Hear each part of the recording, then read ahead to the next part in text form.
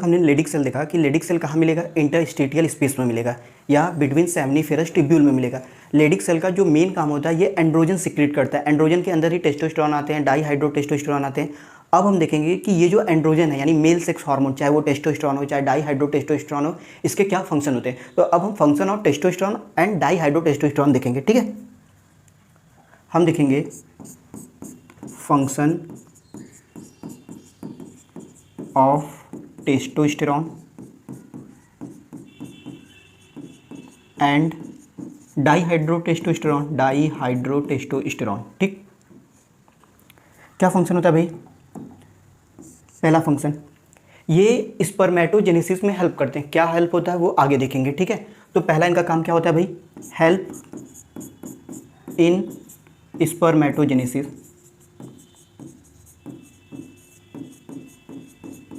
ठीक है, अच्छा बच्चा आपको पता है कि लेडिक सेल इंटरस्टिशियल स्पेस में है लेडिक सेल, तो लेडिक सेल से ही टेस्टोस्टेरोन और डाईहाइड्रोटेस्टोस्टेरोन निकलेगा।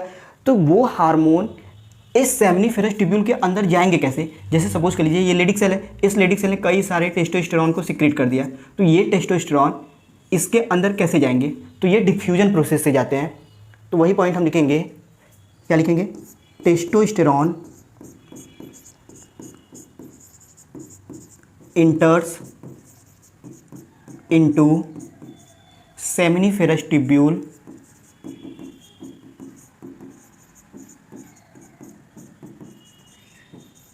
बाई किस प्रोसेस से, diffusion process.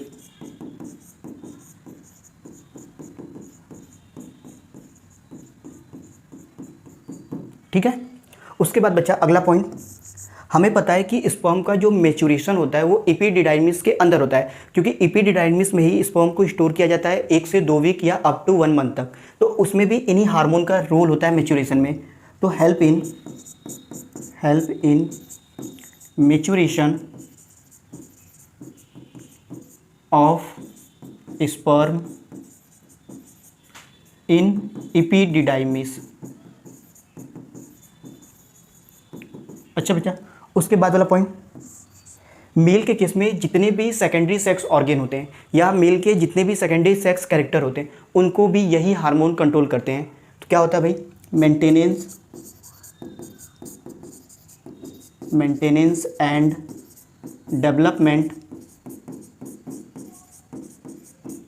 Of secondary sex organ and character. तो मेल के केस में जितने भी सेकेंडरी सेक्स ऑर्गन होते हैं, चाहे वो एक्सेसरी डक्ट हो, चाहे एक्सटर्नल जेनाइटेलिया हो या मेल रिप्रोडक्टिव ग्लैंड्स हो, इनको कौन मेंटेन और डेवलप कराएगा, यही हार्मोन टेस्टोस्टेरोन एंड डाईहाइड्रोटेस्टोस्टेरोन। उसके साथ साथ जितने भी सेकेंडरी सेक्स कैरेक्टर होते हैं। ठीक है, उसके अलावा बच्चा हमने पढ़ा था कि जो टेस्टिस होता है, मेल के केस में जो टेस्टिस होता है वो एब्डोमेन कैविटी के अंदर बनता है, और वो testis 7th month of pregnancy में एब्डोमेन से स्क्रोटम के अंदर आ जाता है। अच्छा, किस पाथ के थ्रू एब्डोमेन से स्क्रोटम के अंदर आता है, तो इन्ग्वाइनल कैनाल के थ्रू आता है। तो ये जो डिसेंट ऑफ टेस्टिस हमने पढ़ चुका है, ये डिसेंट ऑफ टेस्टिस के लिए भी यही हार्मोन रिस्पॉन्सिबल होते हैं। तो responsible for descent of testis. ठीक, इसके अलावा बच्चा एक हमें और याद करना है, यही हार्मोन रिस्पॉन्सिबल होता है, रिस्पॉन्सिबल फॉर लिबिडो। लिबिडो का मतलब होता है बच्चा सेक्सुअल डिजायर। नहीं भी याद रहेगा ये पॉइंट तब भी कोई दिक्कत नहीं। ठीक है, अब बच्चा लेडिक सेल यहाँ कंप्लीट हुआ। हमने लेडिक सेल के बारे में देखा, लेडिक सेल से जो एंड्रोजन निकलता है यानी टेस्टोस्टेरोन, डाईहाइड्रोटेस्टोस्टेरोन, इसका फंक्शन दिखा। अब लेडिक सेल के बाद हमने देखा था कि स्ट्रक्चर में ये लेडिक सेल कंप्लीट हो गया। हमने देखा था कि सेमिनिफेरस ट्यूब्यूल के अंदर 2 तरह की सेल मिलती हैं, एक मेल जर्म सेल मिलता है और दूसरा सर्टोली सेल। तो अब हम इन दोनों के बारे में पढ़ेंगे। ठीक है,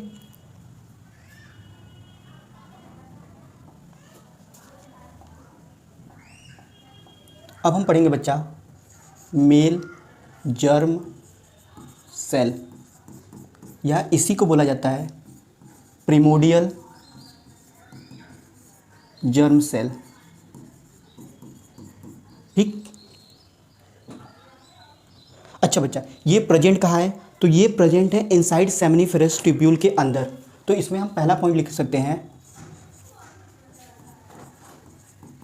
दे आर प्रेजेंट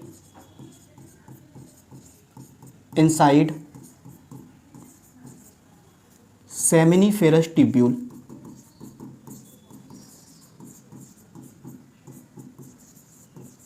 हमने स्ट्रक्चर में भी देखा था कि मेल जर्म सेल जो कि सेमिनिफेरस ट्यूब्यूल के अंदर प्रेजेंट होते हैं। उसके बाद बच्चा ये क्यूबॉइडल होते हैं, तो दे आर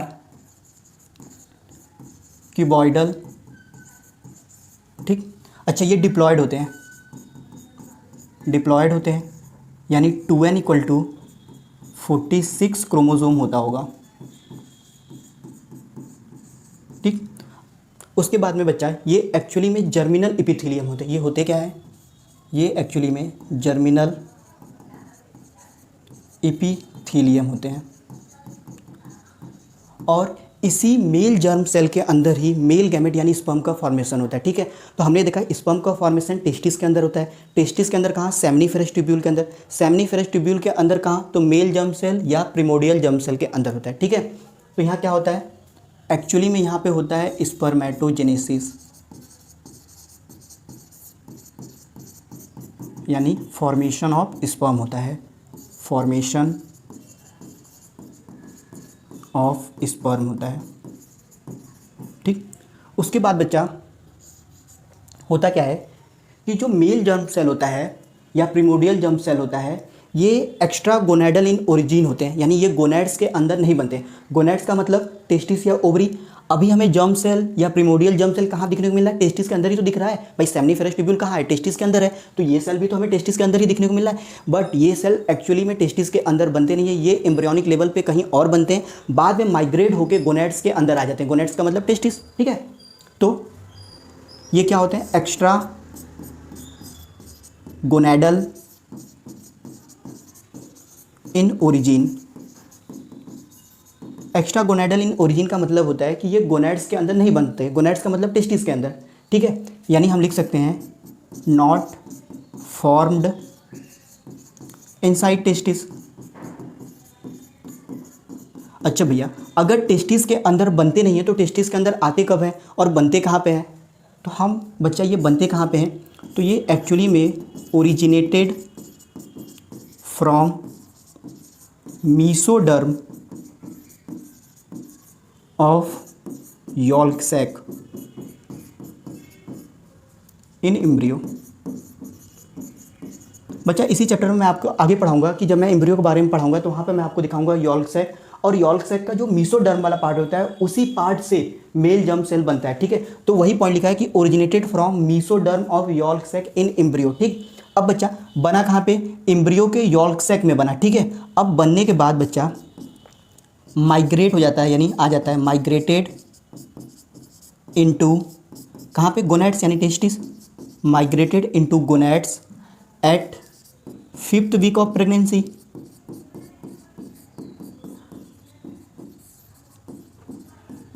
ठीक है। तो बनता कहाँ पे है? एम्ब्रियोनिक लेवल पे एम्ब्रियो के यॉल्क सैक में बनता है, ठीक है। फिर वहाँ से माइग्रेट होके कहाँ आ जाता है? गोनेड्स यानी टेस्टिस के अंदर आ जाता है। कब आता है? 5th वीक ऑफ प्रेगनेंसी में, ठीक है। फिर क्या होता है? गोनेड्स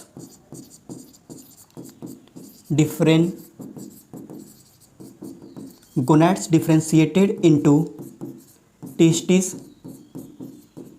या ओवरी। बच्चा जब ये जर्म सेल माइग्रेट होके गोनेड्स के अंदर आ जाता है, फिर गोनेड्स डिफरेंशिएट करता है इसको टेस्टिस के अंदर या ओवरी के अंदर, ठीक है। तो हमें अभी ये यहाँ पे ये याद होना चाहिए कि जो मेल जर्म सेल होता है ये एक्स्ट्रा गोनेडल इन ओरिजिन होता है, यानी टेस्टिस के अंदर नहीं बनता है। तो बनता कहाँ पे? ये एक्चुअली में बनता है एम्ब्रियोनिक लेवल पर यॉल्क सैक होता है, उस यॉल्क सैक के अंदर मीसोडर्म वाली सेल होती है, उससे बनता है, ठीक है। जब बन जाता है तो ये 5th वीक ऑफ प्रेगनेंसी में कहाँ आ जाता है? गोनेड्स के अंदर आ जाता है। फिर गोनेड्स इसे डिफ्रेंशिएट करता है कि ये टेस्टिस में जाएगा या ओवरी में जाएगा। क्या जाएगा? मेल जर्म सेल, ठीक है। उसके बाद बच्चा अगर function of male germ cell पूछा गया या प्रिमोडियल जर्म सेल, तो इसका फंक्शन क्या है भाई? फंक्शन एक ही है कि ये मेल गैमेट यानी स्पर्म का फॉर्मेशन करता है। तो हम लिख सकते हैं क्या करता है? Formation of male gamete. Male gamete का मतलब स्पर्म ठीक है। तो बच्चा यहाँ पे आपका मेल जर्म सेल खत्म होता है। मेल जर्म सेल कहाँ मिलेगा? सेमिनिफेरस ट्यूब्यूल के अंदर मिलेगा। क्यूबॉइडल होता है शेप में, डिप्लॉयड होता है, यानी 2n इक्वल टू इसके 46 क्रोमोसोम मिलेंगे। इसके बाद बच्चा ये जर्मिनल इपिथेलियम होता है। ठीक है, इसी मेल जर्म सेल के अंदर स्पर्मेटोजेनेसिस होता है, यानी फॉर्मेशन ऑफ स्पर्म होता है। आपका जो मेल गैमेट होता है बच्चा, आपका जो मेल जर्म सेल होता है, मेल जर्म सेल बच्चा एक्स्ट्रा गोनेडल इन ओरिजिन होता है, यानी कि ये गोनेड्स के अंदर नहीं बनता है। अगर गोनेड्स का मतलब होता है कि जो हमारे प्राइमरी सेक्सुअल ऑर्गन होते हैं, जैसे टेस्टिस के अंदर टेस्टिस को हम गोनेड्स बोल सकते हैं, फीमेल के केस में हम ओवरी को गोनेड्स बोल सकते हैं। ठीक है, तो अब क्या होता है कि ये जो मेल जर्म सेल है ये गोनेड्स के अंदर बनता ही नहीं है, लेकिन हमें पता है कि एडल्ट होने पे हमें जो मेल जर्म सेल दिखने को मिलेगा ये गोनेड्स के अंदर दिखने को मिलेगा, या तो टेस्टिस में दिखने को मिलेगा या तो ओवरी के अंदर दिखने को मिलेगा। तो एक्चुअली में ये बनता कहाँ पे? तो बनता है एम्ब्रियोनिक लेवल पे, जो एम्ब्रियो होता है उसके यॉर्क सेल में बनता है, और यॉर्क सेल में भी किस वाले सेल में बनता है? तो मीसोडर्म वाले में बनता है। फिर वहाँ से बनने के बाद ये माइग्रेट होकर गोनेड्स में आ जाता है। कब आता है? फिफ्थ वीक ऑफ प्रेगनेंसी में आता है। फिर इसके बाद में बच्चा गोनेड्स डिफरेंशिएट करता है इसे टेस्टिस या ओवरी में, और इसका फंक्शन होता है स्पर्मेटोजेनेसिस, यानी मेल गैमेट का फॉर्मेशन होना। ठीक है, ओके। अब बच्चा लेडिक सेल के बाद, जर्म सेल के बाद अब हम पढ़ेंगे सर्टोली सेल, लास्ट वन।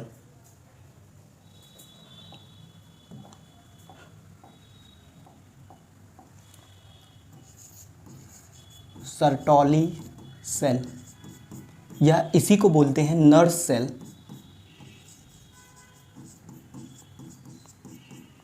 या इसी का बच्चा दूसरा नाम होता है सस्टेंटाकुलर सेल। ठीक है, अब बच्चा सर्टोली सेल या नर्स सेल, ये दो मेजर नाम है इसके, ये वाले नाम मैं हटा देता हूँ। ठीक, अब इसका काम क्या होता है बताए? सर्टोली सेल का स्ट्रक्चर में आपको पता है कि जो सर्टोली सेल्स होते हैं, ये रहा सर्टोली सेल, ये जो सर्टोली सेल हैं, ये सर्टोली सेल कॉलमनार है। ठीक है, अच्छा ये भी जर्मिनल इपिथेलियम ही होते हैं। तो पहला पॉइंट, कॉलमनार जर्मिनल इपिथेलियम इन कहाँ पर है? Seminiferous tubule.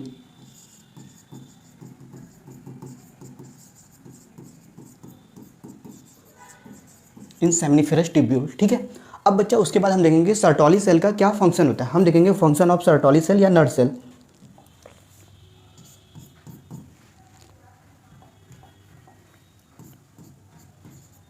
Function of Sertoli cell.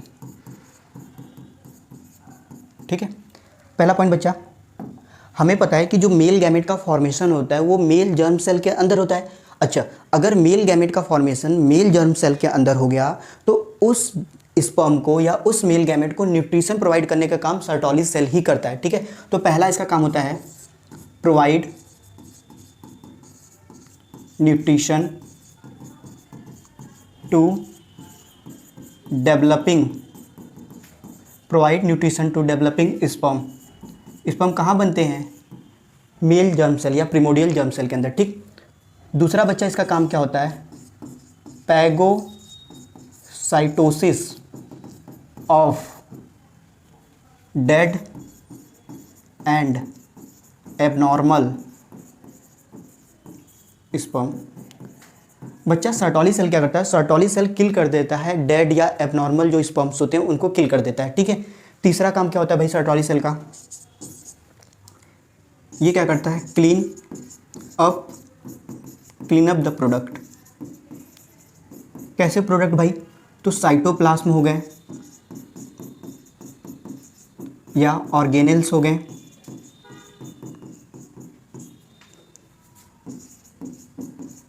Released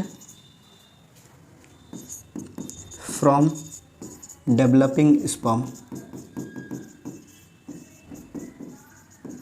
बच्चा डेवलपिंग स्पर्म से जो भी साइटोप्लाज्म या ऑर्गेनेल्स रिलीज होते हैं जिनका कोई भी काम नहीं है, उस चीज़ को क्लीन अप करने का भी काम सर्टोली सेल ही करता है। ठीक है, तो वही पॉइंट लिखा है कि क्लीन अप द प्रोडक्ट, यानी साइटोप्लाज्म ऑर्गेनेल कहाँ से रिलीज होंगे? जो डेवलपिंग स्पर्म है उनसे रिलीज होंगे। ठीक है, उसके बाद बच्चा चौथा पॉइंट इसमें, Sertoli cell form blood testis barrier, blood testis barrier.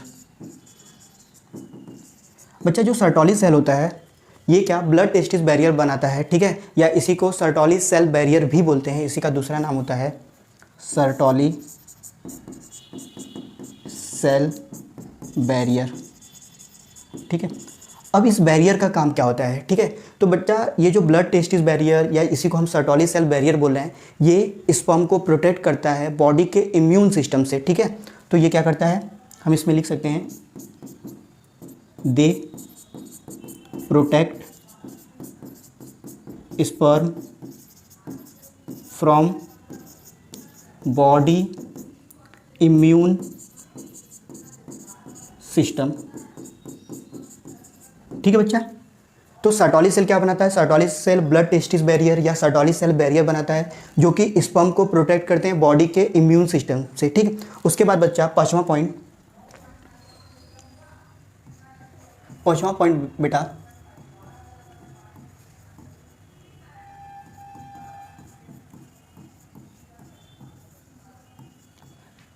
Sertoli cell एक एंजाइम बनाता है, उस एंजाइम को बोलते हैं एरोमेटेस एंजाइम। अब इस एंजाइम का काम क्या होता है बच्चा? ये एंजाइम क्या करता है, जो टेस्टोस्टेरोन होता है उस टेस्टोस्टेरोन को कन्वर्ट कर देता है एस्ट्राडायोल। एस्ट्राडायोल का मतलब एस्ट्रोजन में। ऐसा इसलिए करता है ताकि स्पर्म का मेंटेनेंस बना रहे। ठीक है, तो एरोमेटेस एंजाइम का काम क्या होता है? इट कन्वर्ट टेस्टोस्टेरोन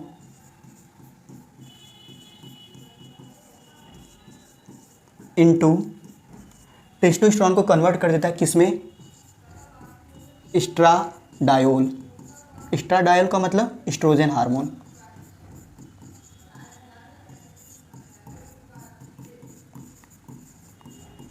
ठीक है, अच्छा ऐसा क्यों करता है? ऐसा इसलिए करता है क्योंकि ये चीज़ इसेंटियल है स्पर्म के मेंटेनेंस के लिए। ठीक है, तो हम लिख सकते हैं इसेंटियल फॉर स्पर्म मेंटेनेंस। उसके बाद बच्चा सबसे इंपॉर्टेंट पॉइंट और लास्ट पॉइंट ये रहेगा, जो सर्टोली सेल होता है, ये सर्टोली सेल 3 तरह के हार्मोन्स निकालते हैं। छठवां पॉइंट, सर्टोली सेल प्रोड्यूस, क्या प्रोड्यूस करता है भाई? 3 हार्मोन, 3 हार्मोन। अच्छा, इसको एक ट्रिक से हम याद कर सकते हैं। ट्रिक हमारा रहेगा एम। ठीक है, पहला बच्चा जो हार्मोन होता है इसमें, पहला जो इसके अंदर हार्मोन होता है यानी ए से, उस हार्मोन का नाम होता है एंड्रोजन बाइंडिंग प्रोटीन, ABP। ये बच्चा करता क्या है कि इसका सिंपल सा काम होता है कि टेस्टोस्टेरोन के कंसंट्रेशन को बढ़ा देता है। ठीक है, तो इसका काम क्या होता है? It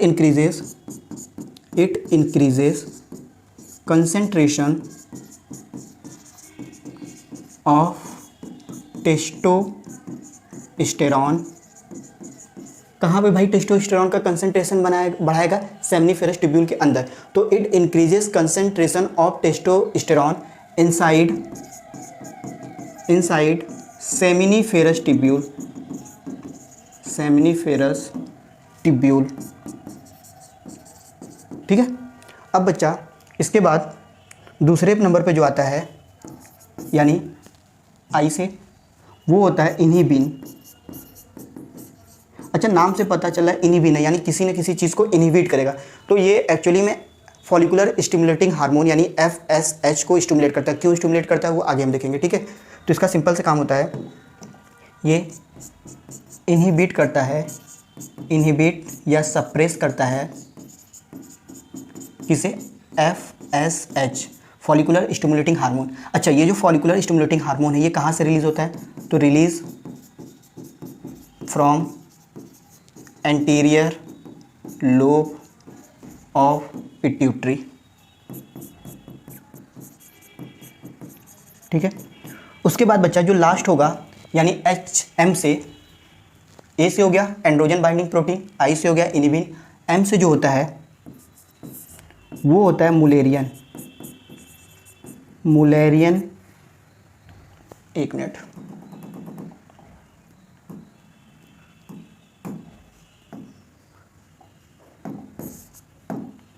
anti Mullerian hormone. अच्छा बच्चा, इस एंटी मुलेरियन हार्मोन का काम क्या होता है? एक्चुअली होता क्या है कि एम्ब्रियोनिक लेवल पे एक डक्ट बनता है, उस डक्ट का नाम होता है मुलेरियन डक्ट। एम्ब्रियोनिक लेवल पे एक डक्ट बनता है, उस डक्ट का नाम होता है मुलेरियन डक्ट। इस डक्ट का काम क्या होता है बच्चा? ये फीमेल के अंदर यूटेरस, फैलोपियन ट्यूब, ओवरी, इन सारे ऑर्गन का फॉर्मेशन करता है। अच्छा, इस मुलेरियन डक्ट का मेल के अंदर तो कोई काम नहीं है भाई, मेल के अंदर तो कोई ओवरी, यूटेरस, ये सब चीज़ें तो होता ही नहीं है। तो मेल के अंदर इस मुलेरियन डक्ट को सप्रेस करने के लिए एंटी मुलेरियन हार्मोन रिलीज होता है। कहाँ से रिलीज होता है? तो सर्टोली से रिलीज करता है, ठीक है। तो ये क्या करेगा? ये सप्रेस करेगा, सप्रेस मुलेरियन डक्ट को, क्योंकि हमें पता है इसी मुलेरियन डक्ट से क्या बनता है? फैलोपियन ट्यूब, फैलोपियन ट्यूब हो गया, ओवरी हो गया, ठीक है। तो मेल के केस में फैलोपियन ट्यूब या ओवरी का कोई काम नहीं होता है, और ये फैलोपियन ट्यूब या ओवरी बन किससे रहे? मुलेरियन डक्ट से बने। तो इस मुलेरियन डक्ट को सप्रेस करने के लिए एंटी मुलेरियन हार्मोन रिलीज होता है। कहाँ से रिलीज होता है? सर्टोली सेल से, ठीक है। तो ये बच्चा सर्टोली सेल का काम खत्म होता है यहाँ से। अभी तक हमने क्या देखा? हमने स्टार्ट किया था TS of testis. TS of testis के अंदर हमने सेमिनिफेरस ट्यूब्यूल को कट किया। कट करके हमने देखा कि दो सेमिनिफेरस ट्यूब्यूल के बीच में जो स्पेस होता है, उस स्पेस को बच्चा बोला जाता है इंटरस्टिटियल स्पेस। उस स्पेस में लेडिक सेल मिलता है। लेडिक सेल से ही मेल सेक्स हार्मोन यानी एंड्रोजन सिक्रीट होता है। एंड्रोजन के अंदर ही टेस्टोस्टेरोन आता है, डाईहाइड्रोटेस्टोस्टेरोन आता है, ठीक है।